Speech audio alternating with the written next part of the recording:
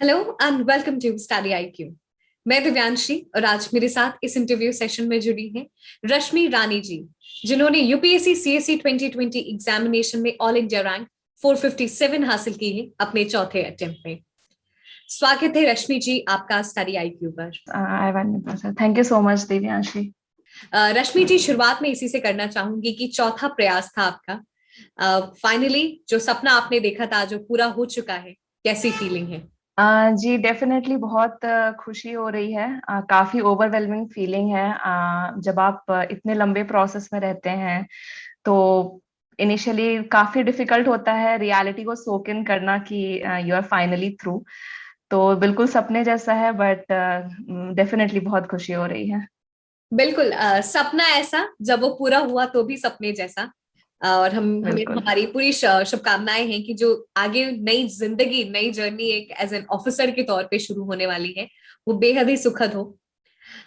Thank you so much. जो journey अभी तक आपकी रही है, आपने बिट्स मेसरा से इंजीनियरिंग की पढ़ाई की, उसके बाद से अभी तक की जर्नी मैं चाहती हूँ आप दर्शकों के साथ शेयर करें। जी, मैंने 2016 में अपनी ग्रेजुएशन कंप्लीट की बीआईटी मेसरा से इन ईसी।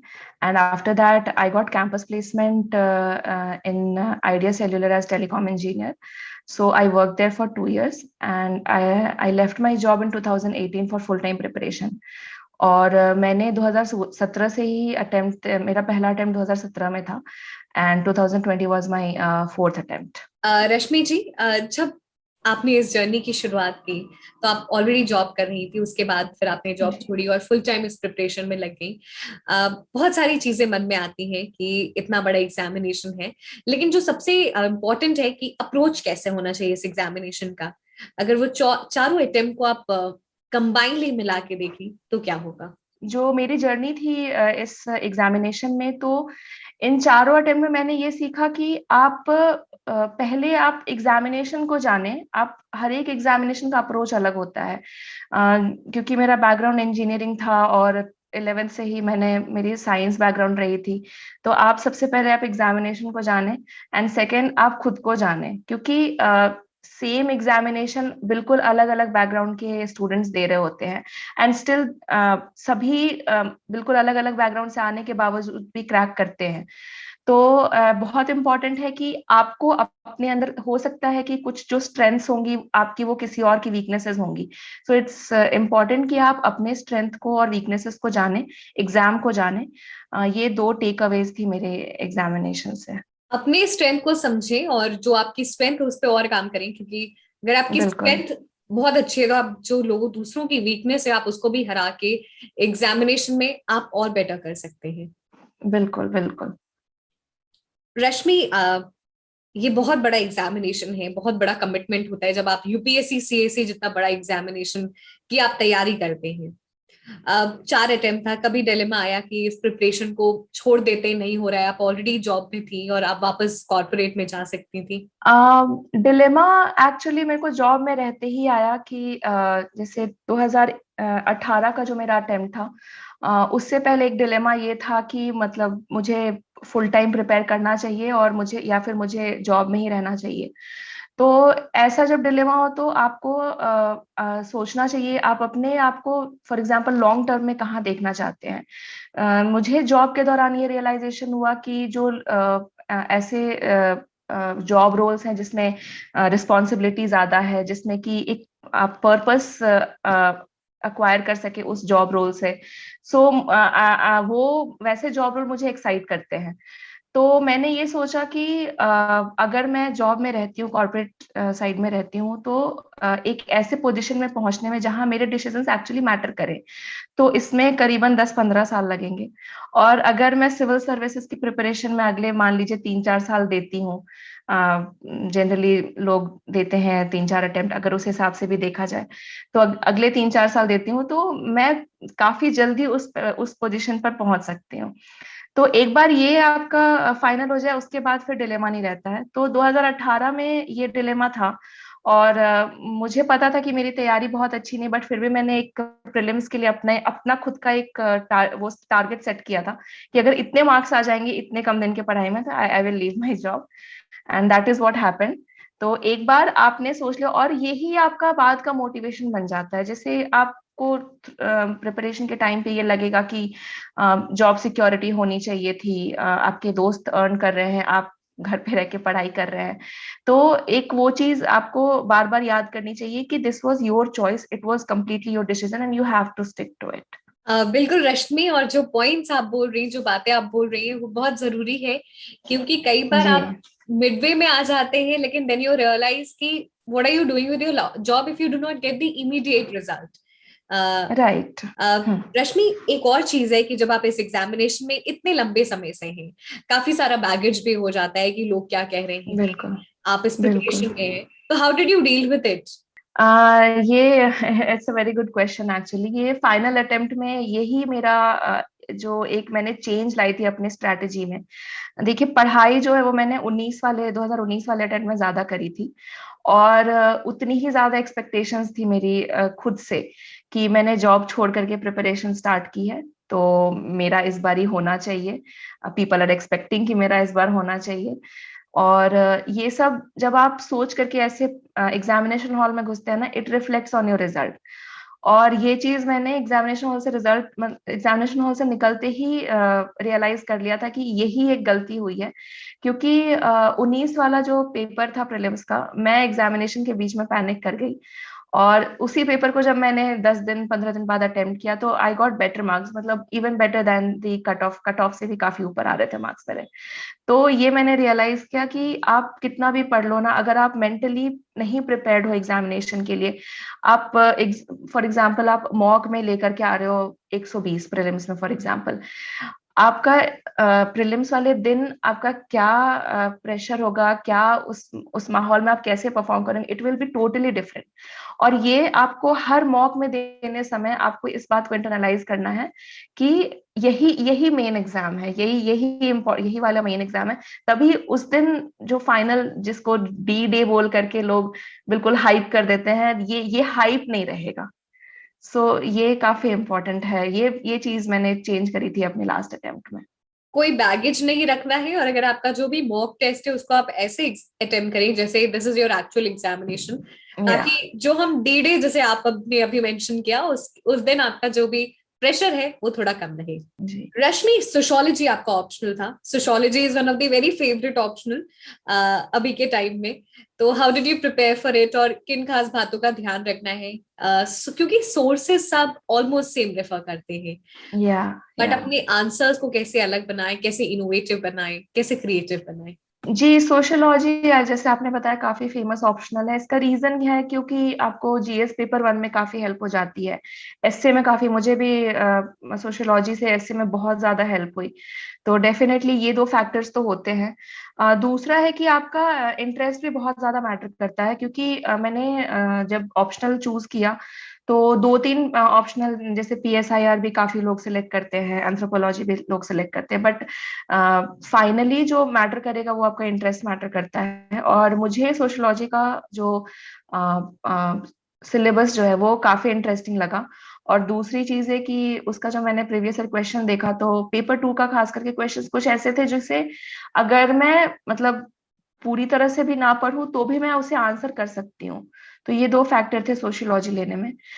रही बात आंसर राइटिंग के लिए, तो मैंने सोशियोलॉजी पूरी तरह से घर से प्रिपेयर किया था, इसके लिए मैंने कोई अलग से कोचिंग नहीं ली थी। तो मुझे टॉपर्स के जो कॉपीज होते थे उससे काफी हेल्प मिली। मैं प्रीवियस ईयर क्वेश्चंस अगर अटेम्प्ट करती थी, या जो टॉपर्स ने जो भी क्वेश्चंस लिखे हैं उसी को मैं खुद से अटेम्प्ट करती थी, और फिर मैं मैच करती थी कि स्टैंडर्ड में क्या कमी रह गई।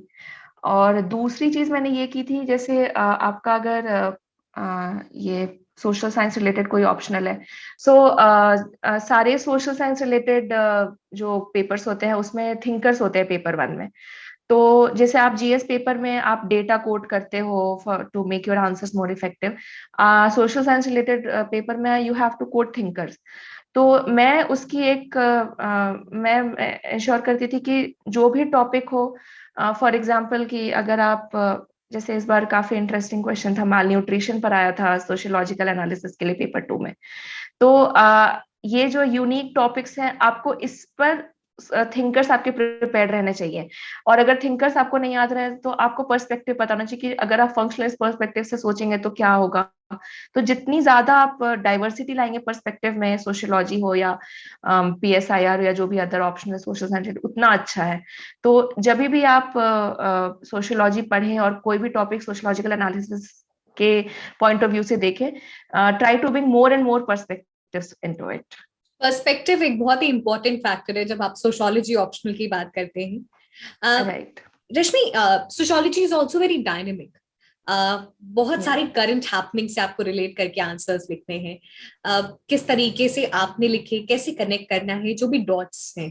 जी, इसके लिए मैं रिकमेंड करूंगी कि online notes are very handy.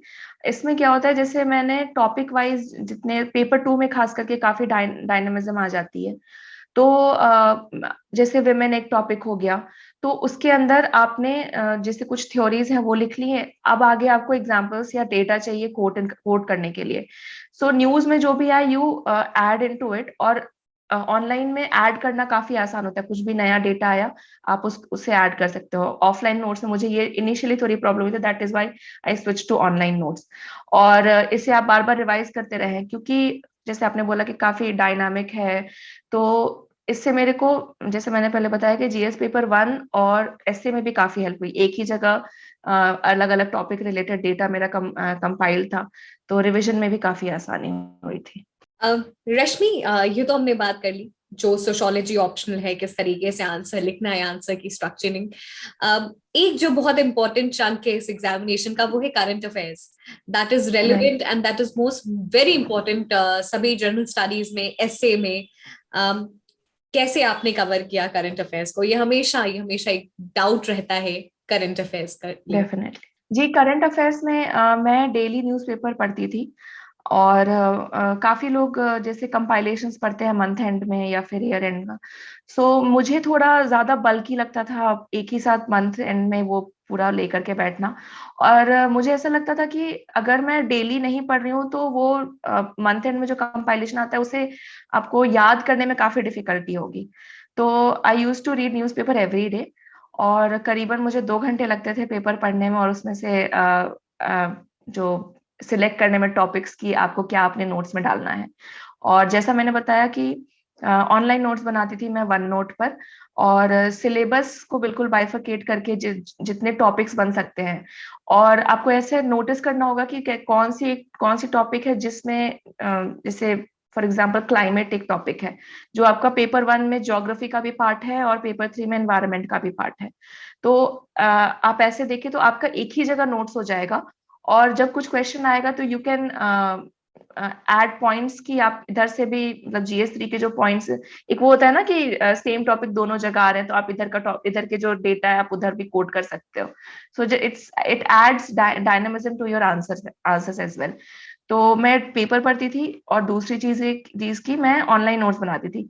Initially आपको टाइम लगेगा, लेकिन एक बार वो टॉपिक आपका प्रिपेयर हो जाएगा ना ऑनलाइन, फिर आपको बस एक एक लाइन ऐड करना होता है। अगर कुछ फॉर एग्जाम्पल आपने नक्सलिज्म पर एक दिन बैठ के पूरा रिसर्च करके टॉपिक अपने नोट्स बना लिया, उसके बाद बाद में जो इवेंट्स हो रहे हैं, जैसे बीच में एक सुकमा अटैक हुआ था, तो उसको आपने अपने नोट्स में डाल लिया एज एन एग्जाम्पल। उस टाइम पे गवर्नमेंट ने क्या किया उसको हैंडल करने के लिए, वो आपने डाल लिया। तो आप इससे आप ये भी देखो कि आपका पेपर 3 का सिक्योरिटी भी कवर हो रहा है, और अगर ऐसा क्वेश्चन आपके एथिक्स में आया तो आपका केस स्टडी भी कवर हो रहा है। तो मैं नोट्स बनाने टाइम इन चीजों का ध्यान रखती थी करंट अफेयर्स रिलेटेड। रश्मि, आपने बताया आप न्यूज़पेपर रोज पढ़ती थी, और आपने बताया कि कैसे न्यूज़पेपर भी पढ़ती थी सिलेबस से आप लिंक करके। जी। चाहे वो ज्योग्राफिकल फिनोमेना कुछ हो रहा है तो आप कैसे ज्योग्राफी और एनवायरनमेंट से आप रिलेट कर देती थी। यस। आगे बढ़ते हैं और बात करते हैं थोड़ा सा आपके इंटरव्यू एक्सपीरियंस के बारे में। आपका ये पहला यस। इंटरव्यू था, how was your interview? It was a great experience. आप जिसे आप प्रिपरेशन में आप जब एंटर करते हो तो दो एक मेंटल पिक्चर होती है, एक होता है धौलपुर हाउस, दूसरा होता है लबासना। तो मैंने लबासना तक का सोचा नहीं था पहले, बट ये था कि एक बार धौलपुर हाउस का एक्सपीरियंस चाहिए लाइफ में। तो काफी ओवरवेलमिंग फीलिंग थी। और मेरा जो बोर्ड था वो स्मिता नागराज मैम का बोर्ड था, और I was the last candidate to go in the afternoon session. मुझे ऐसा लग रहा था कि कहीं ऐसा ना हो कि बोर्ड एग्जॉस्ट हो जाए।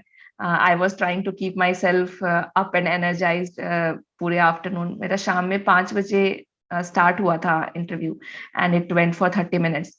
सो मुझे ये डाउट था कि ऐसा ना हो कि जल्दी खत्म हो जाए, बट ऐसा कुछ भी नहीं हुआ। The board was very cordial. जहाँ तक एक्सपीरियंस की बात है तो काफी प्रिडिक्टिव क्वेश्चंस आए थे मेरे साथ। जैसे मैम ने, क्योंकि मेरा बैकग्राउंड रहा है, मैंने टेलीकॉम में काम किया है, और उसी वीक में एक्चुअली आइडिया के जो सीईओ है उन्होंने कुछ स्टेटमेंट दिया था कंपनी रिलेटेड। तो मैम ने उसी से रिलेटेड क्वेश्चंस काफी सारे पूछे। बाकी मेरा जो प्लेस ऑफ बर्थ है, it's Manipur. My father is in the transferable job, so my place of birth is Manipur. तो उससे काफी इंटरेस्टिंग क्वेश्चंस पूछे गए। नॉर्थ ईस्ट से काफी क्वेश्चंस पूछे गए। नॉर्थ ईस्ट से फिर ट्राइबल रिलेटेड क्वेश्चन, फिर उन्होंने लद्दाख पे भी क्वेश्चन पूछा कि शेड्यूल 6 वहां पर आना चाहिए या नहीं आना चाहिए। जो फाइनल जो मेंबर थे जिन्होंने क्वेश्चन पूछा, उनके साथ काफी इंटरेस्टिंग था। उन्होंने पूछा कि what do you see the difference in state of women in Manipur and in Bihar, and what is the reasons behind it. तो ये काफी इंटरेस्टिंग था। फिर उन्होंने पूछा कि आप क्या करोगे इसे सिचुएशन को बेटर करने के लिए। तो काफी अच्छा एक्सपीरियंस था। बट वही है कि नॉट ओनली इन इंटरव्यू, इसमें किसी भी आप स्टेप पर आपको पता नहीं होता है कि कैसा गया। For example, I was very confuse कि मेरा इंटरव्यू उतना अच्छा नहीं गया है, but marks was considerably okay. तो आप कभी भी आप एग्जामिनेशन हॉल से निकल के या इंटरव्यू से निकल करके आप खुद को जज मत करने बैठो कि कैसा गया नहीं गया। You never know. आप जैसा सोचते हो यूपीएससी आपके साथ ठीक उल्टा करती है। सो ये जो एक्सपेक्टेशन वाली चीज है ना, इससे आप बिल्कुल एग्जाम पूरे प्रोसेस के टाइम पे आप बिल्कुल डिच कर दो, बहुत हेल्प होगी इससे आपकी। रश्मि, मैं आपसे जानना चाहूंगी कि उस क्वेश्चंस को आपने कैसे टैकल किया जो आपसे बोर्ड मेंबर ने पूछा था, state of women in Manipur and in Bihar. So yes, see, ये जो पार्ट रहता है प्लेस ऑफ बर्थ वाला, वो आपके डैफ के बिल्कुल फ्रंट पेज पे रहता है। एंड इट वाज एक्सपेक्टेड कि मणिपुर है, और जैसे कुछ टॉपिक्स फेवरेट होते हैं बोर्ड मेंबर्स के, नॉर्थ ईस्ट हो गया, ट्राइबल एरियाज हो गए, विमेन हो गया। तो आप ये देखो कि ये कंबाइंड था मेरे प्रोफाइल में। I was a female candidate with a background in north east. तो ये काफी, ये प्रिपेयर्ड पोर्शन था मेरा। मैंने प्रिपेयर किया था कि विमेन का क्या स्टेटस है। तो अ, एक बहुत विजिबल सी चीज है कि मणिपुर का जो सोसाइटी है दैट इज ट्राइबल बेस्ड, और बिहार की जो सोसाइटी है it is cast based society in terms of social stratification. तो जो पेट्रियार्की वाली फैक्टर अगर आप देखें तो वो ट्राइबल सोसाइटी में कम है। They are more women oriented, and it is more stronger in caste based society. तो मैंने यही आंसर दिया था वहां पे भी। तो उन्होंने मेरे से पूछा कि लिटरेसी रेट काफी कम है बिहार की कंपेयर टू मणिपुर। सो क्या रीजंस है इसके पीछे। तो इस पर भी मैंने बताया कि definitely patriarchy has a role to play. जो विमेन चाइल्ड है किसी भी हाउस होल्ड में, उस पर कम ध्यान दिया जाता है। And there has been many reports including our economic survey, जिसमें ये बताया गया है कि कैसे एक ही घर में जो विमेन, जो गर्ल चाइल्ड है that who is more disadvantage compare to the male child. तो इस तरह मैंने एक्सप्लेन किया। फिर उन्होंने पूछा मेरे से कि आप क्या करोगे सिचुएशन को, विमेन की सिचुएशन को बेटर करने के लिए बिहार में। तो इसमें जब भी ऐसे आपसे क्वेश्चन पूछा जाए कि आप क्या करोगे, don't try to be very revolutionary about it. आप पहले ये सोचो कि अगर आपको किसी भी जगह पे रखता है तो पोस्टिंग होती है आपकी, तो आपको आपके जो इनिशियल ईयर्स होंगे वो आपको प्रोसेस समझने में लगेगा। तो आई स्टार्टेड कि सर मेरा इनिशियल ये होगा कि whatever schemes are going on for women in my in the state of Bihar, I will try to strengthen them. तो मुझे कुछ एग्जांपल्स याद है, जैसे जीविका एक स्कीम, काफी अच्छी स्कीम है यहाँ पर सेल्फ हेल्प ग्रुप्स के लिए। तो मैंने उन सब पर फोकस किया कि इस तरह से मैं विमेन का सिचुएशन इम्प्रूव करने के लिए ट्राई करूंगी। कोटिंग व्हाट रश्मि सेड कि अगर आपसे कुछ सिचुएशनल क्वेश्चन पूछे जा रहे हैं कि what you would have done in this situation, तो रिवॉल्यूशनरी नहीं बनना है, बट एक न्यूट्रल स्टैंड लेना है और प्रोसेस को समझने में ज्यादा इंक्लिनेशन रखनी है। Right. Rashmi, how study IQ has been part of your journey? So study IQ पे since I prepared completely from my home itself, मैंने self study पर ही rely किया। और study IQ was a platform जिस पर अगर आप नोट्स देखें या फिर जो ऑनलाइन वीडियोस आते हैं स्पेशली स्टडी IQ के हर एक टॉपिक पे, हर एक करंट अफेयर्स पे, so that has been really helpful. किसी भी टॉपिक का जो एनालिसिस पार्ट था, तो फॉर एग्जांपल जैसे मैंने नक्सलिज्म का एग्जांपल दिया, तो उससे रिलेटेड वीडियोस हैं। और अच्छी बात यह है कि जो करंट इवेंट्स होते जाते हैं उस पर नए वीडियोस बनते हैं, and these are very short videos, आपका ज्यादा टाइम नहीं जाएगा, बिल्कुल टू द पॉइंट बातें होती हैं। तो it really help me to update my notes after reading the newspapers, current affairs में खास करके। Rashmi, we are very glad कि हम आपकी सक्सेस स्टोरी का हिस्सा बन सके, and thank you so much for joining us. बहुत सारे लोगों को समझ में आया होगा कि किस तरीके से अपनी मेंटल कैपेसिटी को बिल्डअप करना है, क्योंकि ये एग्जामिनेशन जो है वो काफी बड़ा है। और सोशियोलॉजी ऑप्शन बिल्कुल के जो भी students, I am sure they must have got lot of help कि किस तरीके से अपने आंसर्स को सबसे अलग और डायनेमिक बनाए। थैंक यू सो मच, बिल्कुल। And the entire team wish thank you so much for having me. Good health and good luck.